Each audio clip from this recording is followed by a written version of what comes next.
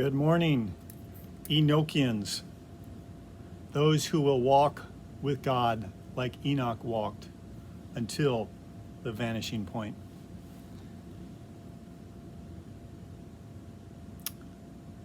The Lord is certainly shifting things in me, and so much clarity coming forth to step into what my heart's desired for so long.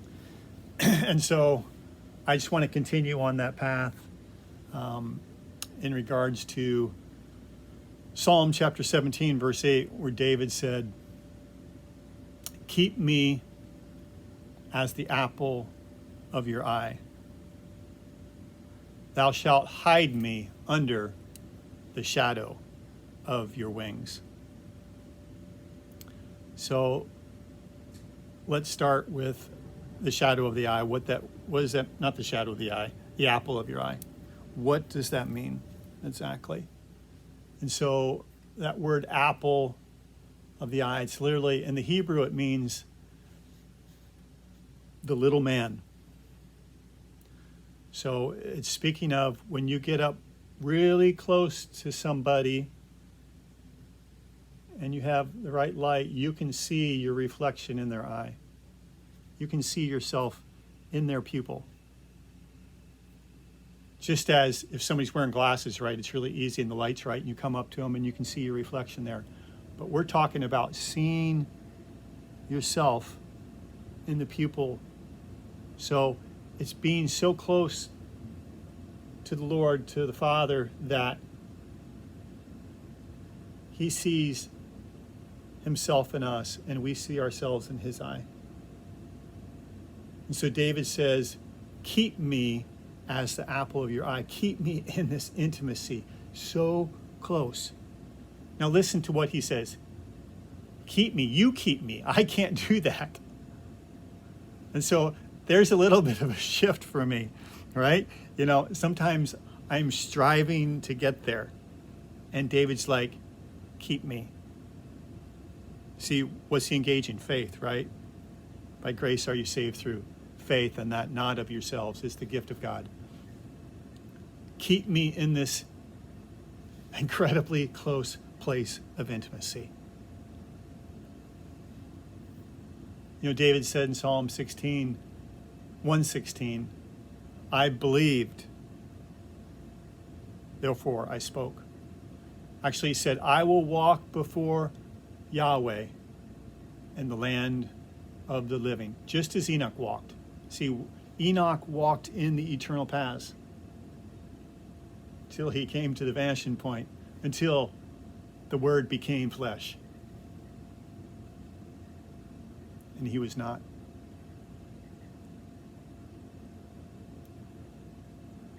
So David in Psalm 116 says, I will walk before Yahweh in the land of the living. While he's on earth, I am going to walk with him. Just like Enoch walked. In these eternal paths, mercy and truth. All the paths of the Lord are mercy and truth unto such as keep his covenant and his testimonies.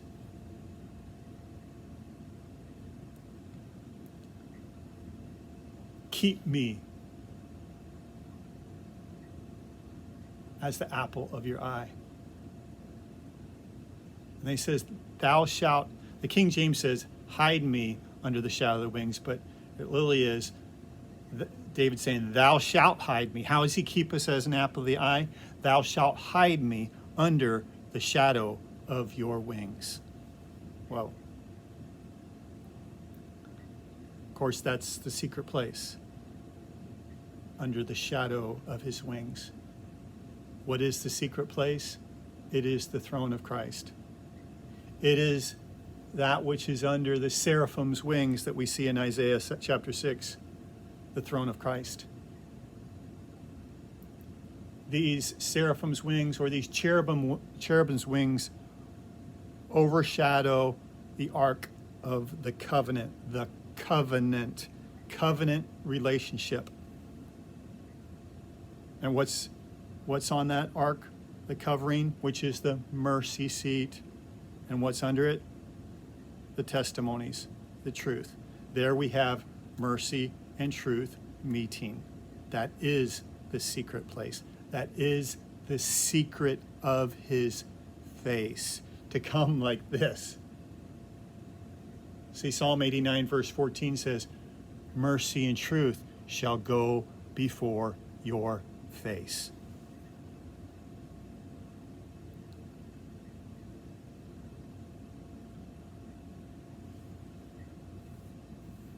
Keep me as the apple of your eye. Thou shalt hide me under the shadow of your wings. Here where mercy and truth meet, at the throne of Christ, at the Ark of the Covenant, this covenant of us and him and us. By mercy, we abide in him. By truth, he abides in us. That we would be one, even as he and the Father are one. By mercy and truth, it says in Proverbs 16:6, by mercy and truth, iniquity is purged. See, this is the covenant. This is the key of David. When the Lord said to David, seek ye my face, my heart said unto thee, thy face, Lord, will I seek. And then was given him the key, mercy and truth shall go before your face. This is the table prepared for us. This is the upper room to live from heaven, that we manifest him into the earth. We partake of the bread, the truth, his body, the word made flesh. We partake of the blood of the covenant, the mercy.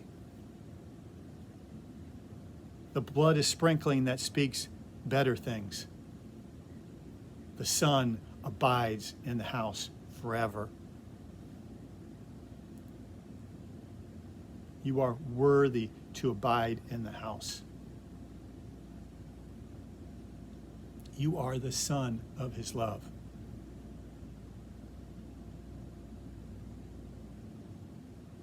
His desire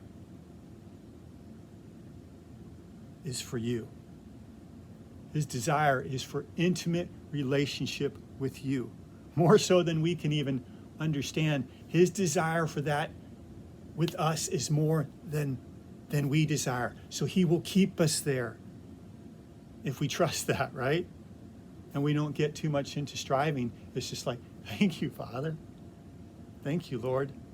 Thank you for the sure mercies of David. The blood is sprinkling that speaks better things.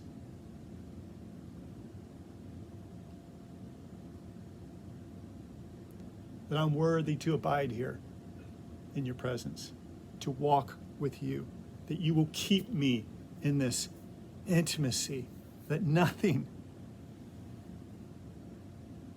can touch me here. Nothing can touch me here. He that dwelleth in the secret place, or the secret of his face of the Most High, shall abide under the shadow of the Almighty. I will say of the Lord, he is my refuge and my fortress. What can come against you there, right? This is a reality to step into. When we abide in this so close to him, we are the apple of his eye. He's not going to let anything happen to you. But it's by faith we engage that. It is by intentionality, right? It does require intentionality. It does require diligence, but not striving. We have to be intentional to live there. We have to be diligent. Be diligent to enter into that rest, lest any man fall after the same example of unbelief. It's too good to be true, right? No, it is true. This relationship awaits us, the most intimate thing, us and him and us. He is love. He is love. This is what he wants. We don't have to strive to get there. We just got to believe that it's done. We got to turn our hearts toward him, our desires drawn towards him. and live in that consciousness. This goodness, that surely goodness and mercy shall pursue me. Mercy, first love, the blood of sprinkling, shall pursue me all the days of my life, and I will dwell in the house of Yahweh forever. As David said in Psalm 139, where can I go from your spirit? Where can I flee from your presence, from your face? And then that psalm, he says, when I awake, I am still with you. I didn't leave. You kept me there.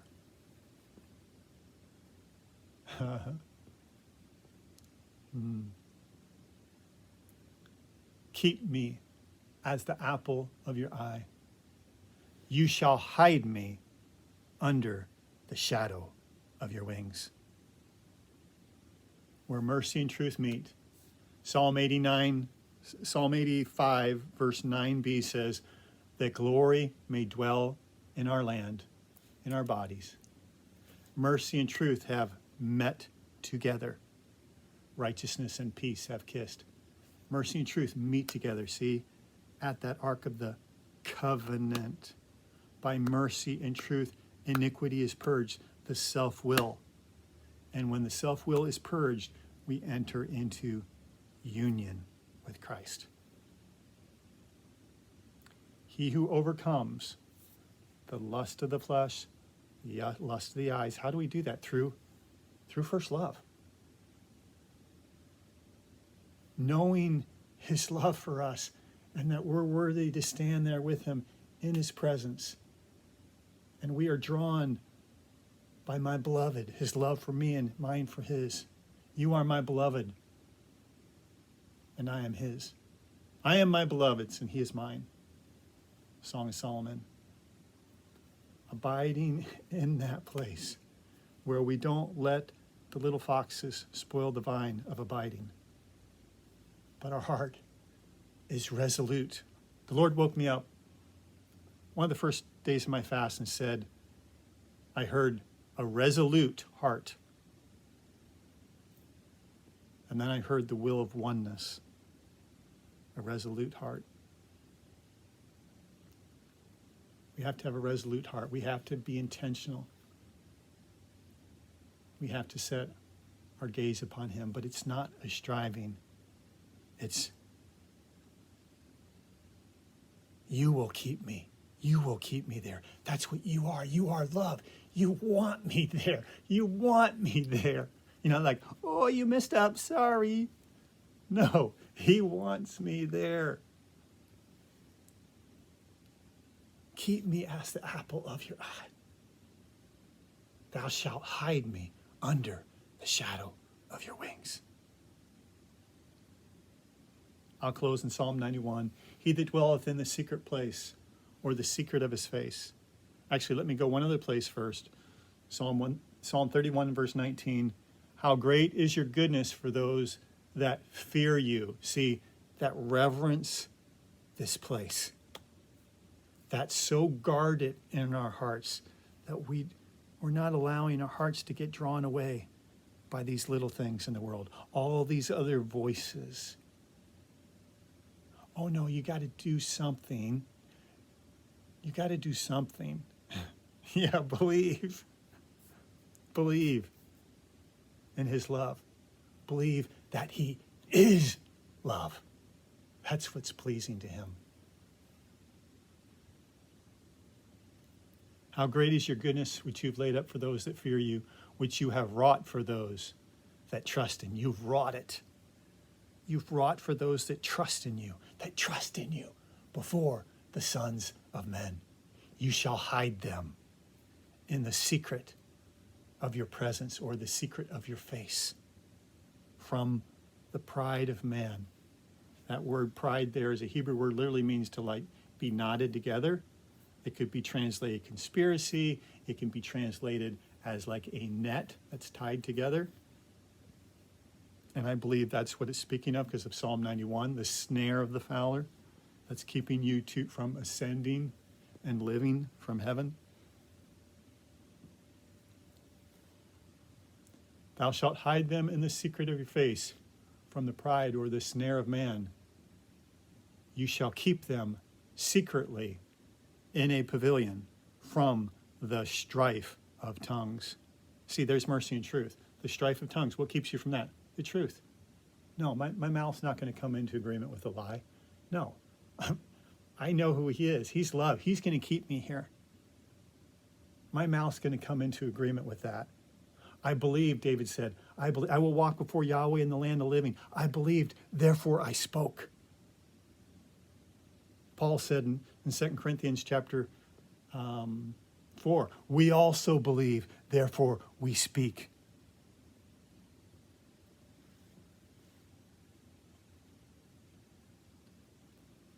Thou shalt hide them in the secret of your face from the snare of man.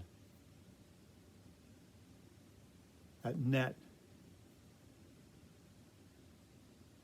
that in mercy you abide. In mercy the throne is established, it says in Isaiah 16:5. In mercy the throne is established. In first love. His love towards me, and I respond to that. And in mercy the throne is established. He that dwelleth in the secret of his face shall abide under the shadow of the Almighty. I will say of the Lord, he is my refuge and my fortress, my God. In him will I trust. He will keep me. Surely he shall deliver me from the snare of the fowler and from the noisome pestilence. He shall cover me with his feathers, and under his wings thou shalt trust. Faith there. Faith in the secret place.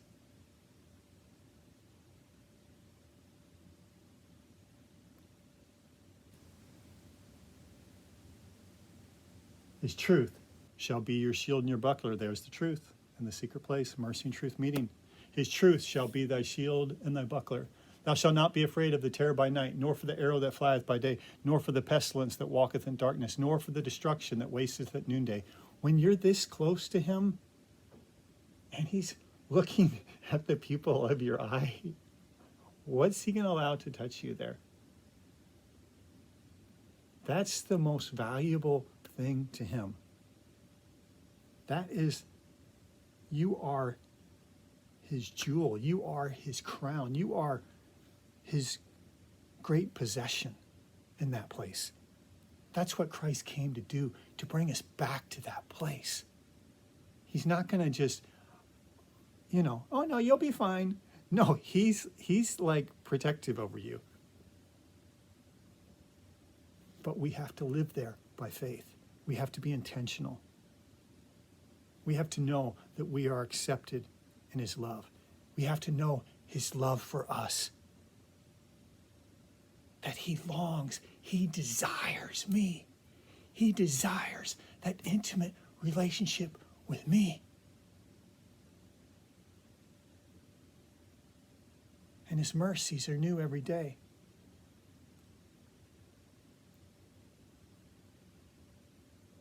Thou shalt not be afraid of the terror by night, nor for the arrow that flieth by day, nor for the pestilence that walketh in darkness, nor for the destruction that wasteth at noonday. 1,000 shall fall by your side, and 10,000 by your right hand, but it shall not come nigh thee. Neither shall it come nigh your dwelling. He shall give his angels charge over thee. They shall keep thee in all thy ways. They shall bear thee up in the hands. Their hands is not in the text. It literally says they shall bear thee up in the hands, into the hands of the Father, where he's holding you, his mercy and truth, his covenant. You're held up by this covenant relationship of mercy and truth, the two immutable, unchangeable things of the covenant by which it is impossible for God to lie, that we might have strong consolation who have fled for refuge. This is the refuge, to lay hold of the hope set before us, which hope we have as an anchor of the soul, both sure and steadfast, and which enters in behind the veil where this covenant, mercy and truth meet. That hope of Christ being manifested in us, birthed out of this intimacy that we would bring heaven to earth. Because in mercy the throne is established, so we dwell in heaven and on earth. And Christ manifested in us there, that we would bring heaven to earth. Because see, by mercy and truth, iniquity is purged. That is the transformation of our DNA. Iniquity means to be bent, to be twisted. And as we engage this covenant, iniquity is being purged. Our self-will is being purged. And we're entering into union, that glory may dwell in our land. That is, our bodies being transfigured from glory to glory, just as by the Spirit of the Lord.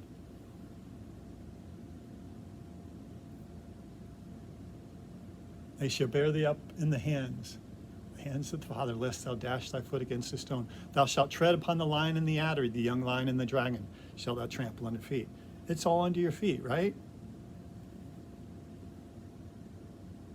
And then what does he say? Because you have set your love upon me, I will deliver you. I've set my love upon you. You are my desire to have this relationship. And now you have turned and you set your love upon me. I will deliver you. I will set you on high because you have known my name. When you call upon me, I will answer. I will be with you in trouble. I will deliver you and honor you or glorify you.